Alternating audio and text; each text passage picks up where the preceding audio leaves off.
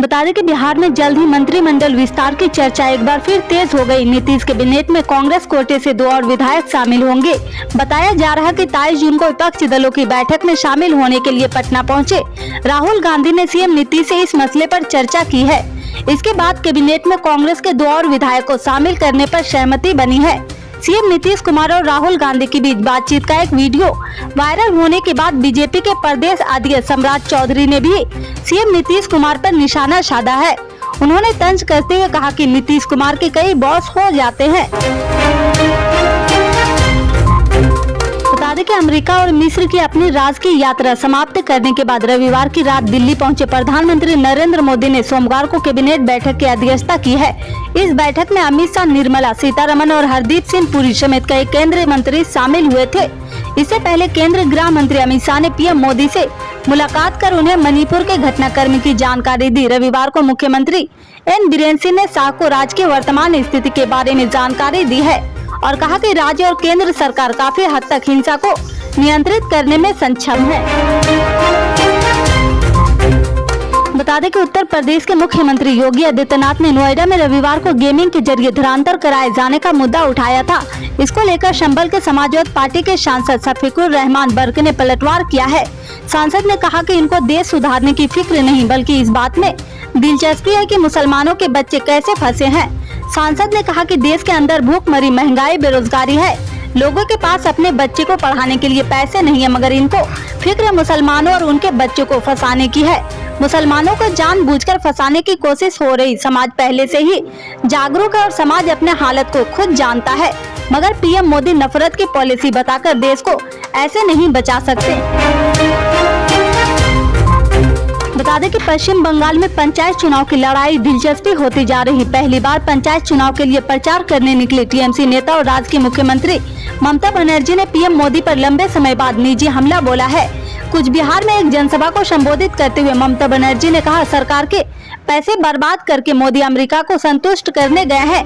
ममता बनर्जी ने बीएसएफ की गोली से मरे लोगों के परिवार को मंच पर बुलाया और कहा कि मेरे पास खबर है, बॉर्डर पर जाकर ये लोग डर फैलाएंगे, डराएंगे तो शिकायत करिएगा।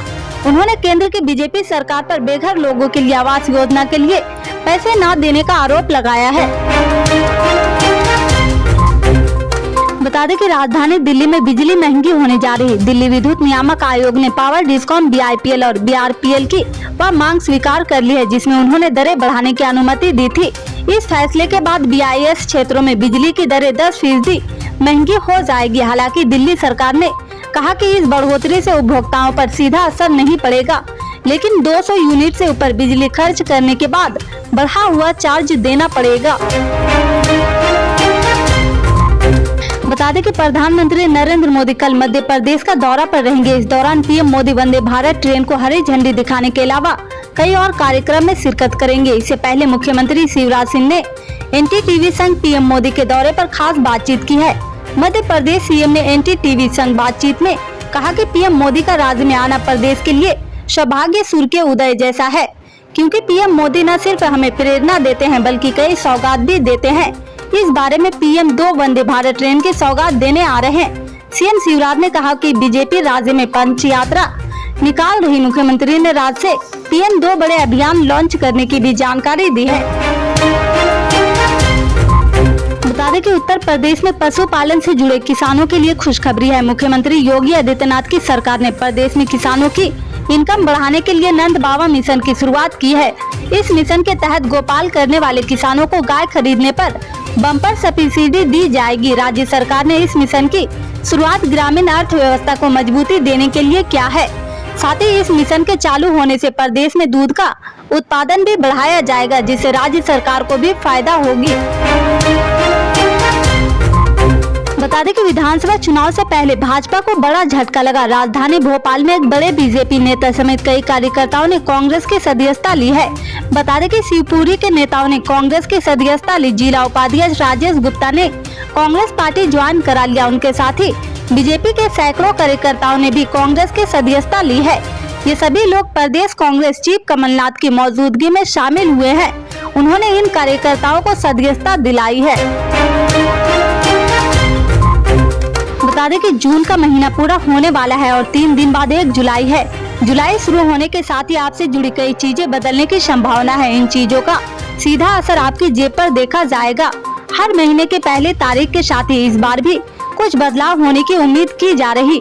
इन बदलाव के बारे में आपको जानकारी होना जरूरी है। इन बदलाव में एलपीजी सिलेंडर के रेट से लेकर सीएनजी पीएनजी की कीमत तक शामिल हो सकती है।